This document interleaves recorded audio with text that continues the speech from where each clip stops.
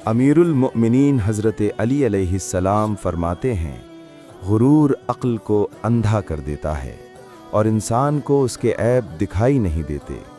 जो अपने आप को बड़ा समझने लगे वो दूसरों से सीखना छोड़ देता है, और जो सीखना छोड़ दे वो गिरना शुरू हो जाता है।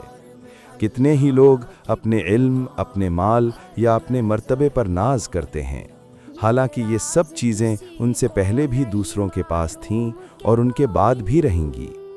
याद रखो, तकब्बुर वो बीमारी है जिसने इब्लीस को सजदे से रोका, और आजिज़ी वो सिफत है जो इंसान को बुलंदी अता करती है।